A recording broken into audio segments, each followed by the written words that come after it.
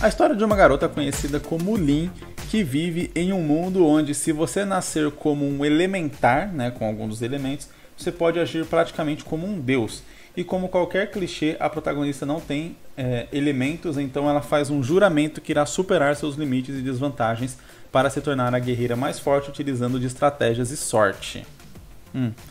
Aí o autor coloca entre parênteses: ainda estou pensando em um motivo para ela querer isso e na personalidade dela. Ok, eu acho que ela não iria querer contar com sorte. Talvez. Ninguém nunca quer contar com a sorte, mas a sorte acaba fazendo parte da jornada de todo mundo, querendo ou não. Mas também, como em qualquer clichê, após um curto tempo ela descobre ter o elemento de raio, o mais poderoso entre os elementos, onde aquele que o contém será destinado a tomar o lugar dos deuses atuais. Só que por conta do juramento dela, de se tornar a mais forte guerreira, ela praticamente ignora o elemento e nunca ao mesmo tempo... E nunca ao mesmo tempo que ela sempre tenta desviar do destino dela. E nunca usa, eu imagino, nunca usa o elemento, ao mesmo tempo que ela sempre tenta desviar do destino dela, porque ela não acredita nessas coisas de se tornar o mais forte, porque o universo quer. Pra mim tem, acho que uma questão aqui que fica um pouco batida, né? O autor falou sobre clichê várias vezes, a história parece realmente abordar alguns desses clichês, e eu diria que o clichê é sempre aquele velho negócio, né? O clichê, originalmente, ele é algo interessante, ele é algo que as pessoas gostaram. A partir do momento que elas gostaram, elas reproduziram isso nas próprias histórias. E aí, à medida que isso foi reproduzindo, isso foi se tornando algo muito batido, algo que é visto muitas vezes, logo algo que não é visto como original. Por conta de ser usado várias vezes também é utilizado de maneiras ruins, porque geralmente tem mais histórias ruins do que boas no mundo, né? Então você vai ver esses clichês sendo utilizados muito mais de maneira ruim do que de maneira boa. Logo, os clichês foram levados a ser acreditados que eram algo naturalmente ruim, que não é o caso. Então aqui, quando falar, a protagonista ela nasce fragilizada nesse mundo. É um clichê? É um clichê, mas é um clichê que torna interessante porque todo mundo gosta da jornada do underdog, né? Underdog é aquele personagem que ele não faz parte do complô, ele não nasceu com sorte, ele não nasceu com riquezas, ele não nasceu com bens, e ele vai conquistar o topo por mérito e esforço próprio.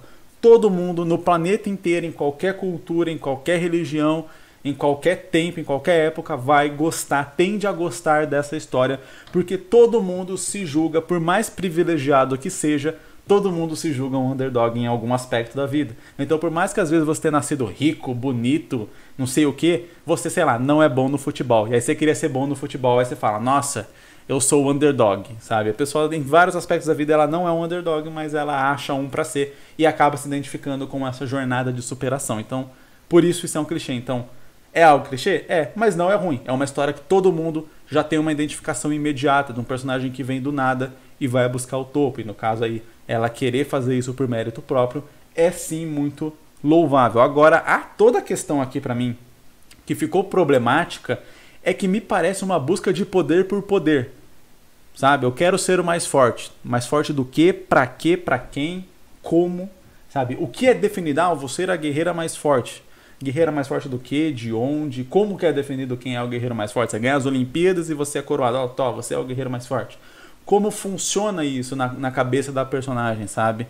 Tem várias histórias que trabalham isso e geralmente fica realmente muito ali no raso, muito nesse plano etéreo. Mas quando a gente está falando do objetivo principal da protagonista, de quem move a história, isso precisa estar muito claro e muito bem definido. O que é ser mais forte, o que é ser considerado mais forte para essa personagem, onde ela quer chegar palpavelmente ali no mundo, para que o leitor tenha um senso de progressão, de eu estou indo por esse caminho. O Naruto queria se tornar mais forte, porque ele era mais fraco, né? Ele era mais fraco comparado ali com todos os outros ninjas ali e tudo mais, e ele queria se tornar Hokage.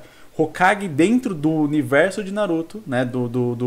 Da hierarquia da vila, é a figura de maior poder. Então ele se tornar mais forte tinha a ver com ele virar Hokage e se tornar a figura de maior poder.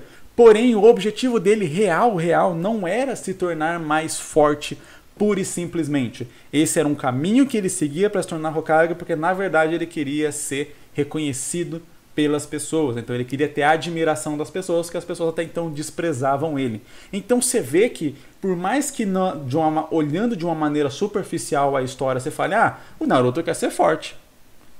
Mas, na verdade, ele queria ter amigos, ele queria ter reconhecimento, porque foi aquilo que ele viveu sendo menosprezado a vida inteira. O caminho para ter, ele confundiu a amizade com admiração. O caminho para ter admiração era ser o Hokage. Dentro da hierarquia ali da vila, ser o Hokage significava ser o ninja mais forte dentre os outros ninjas.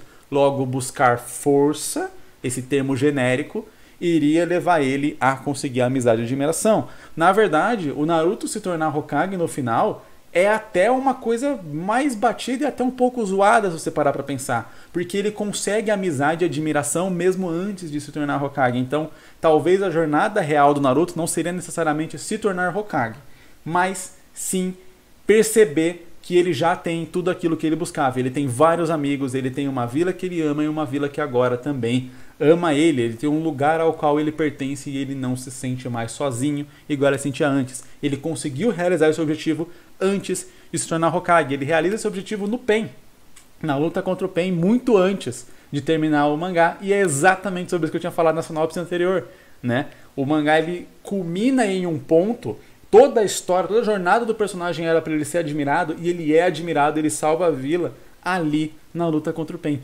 Tudo que acontece depois acaba virando uma barriga gigantesca na história que perde aquela empolgação e tudo aquilo que estava sendo construído até antes. O Naruto já é super forte, ele já é reconhecido, ele já tem amigos, ele já tem tudo o que ele queria. Ele só não tem o Sasuke. E aí fica nessa besteirinha de luta pelo Sasuke que vai se estendendo por tempo demais. É muito legal a treta com o Sasuke até o Naruto clássico. Quando chega no Shippuden a coisa vai ficando meio que intragável ali. De qualquer modo, parando de falar de Naruto um pouco, aqui nesse caso eu também sinto a falta, né? Não também, mas nesse caso aqui eu sinto a falta de um elemento real que justifique essa busca de força da personagem. Você consegue entender o personagem que, todo mundo tem poder, eu não tenho poder, então eu vou buscar as coisas por mérito próprio. Mas o que são essas coisas? Quando falar, quero ser a guerreira mais forte. Existe um padrão na sociedade onde as pessoas se tornam guerreiros, cavaleiros reais, etc. E aí você tem que entrar para a cavalaria real e não sei o que, e aí você tem graus de hierarquia, sabe? Tem essa coisa na sociedade, a sociedade é composta por isso, para que ela possa seguir esse caminho. Isso para mim faltou ser apresentado aqui na ideia para que eu consiga entender o caminho que a personagem quer seguir e como ela vai chegar nesse caminho. Acho interessante ela descobrir um mega poder Deus Ex Machina e ela não querer usar esse poder e fazer de tudo para não usar esse poder, para sentir que ela tem mais mérito.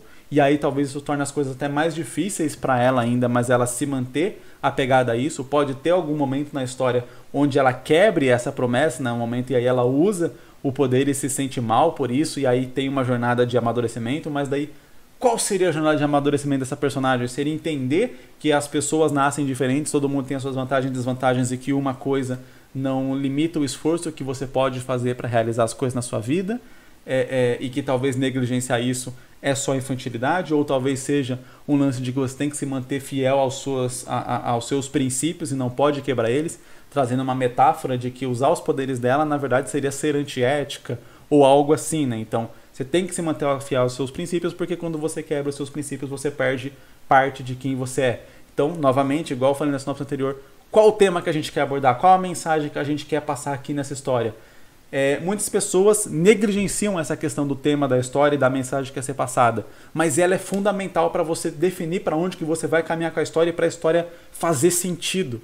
Porque quando você vai compondo as ações, as atitudes do personagem, os acontecimentos daquele personagem, quando você tem um tema bem definido, eu quero mostrar que você tem que se manter fiéis aos seus princípios para você não perder quem você é, para você não perder aquilo que fazia você ser você. Então você já sabe que você vai contar essa história dessa personagem tendo princípios muito fortes, e em algum determinado momento ela vai ter que quebrar esses princípios, ela vai se acostumar com quebrar esses princípios e vai começar a se perder, até algum momento onde ela vai ser confrontada com a realidade de que ela não é mais a pessoa que ela era e que ela agora, sendo vista ao olhar de quem ela era antes, seria uma vergonha, e aí ela vai se envergonhar das suas próprias atitudes e vai perceber a mensagem, tema da história, e assim a gente conclui a história contando esse tema. Se vai ter lutas legais, se vai ter quedas, vai ter ascensão, se vai ter aliados, se vai ter inimigos, se vai ter armadilhas, isso tudo é um pormenor, porque todo o trajeto da história já está definido a partir do momento que você definiu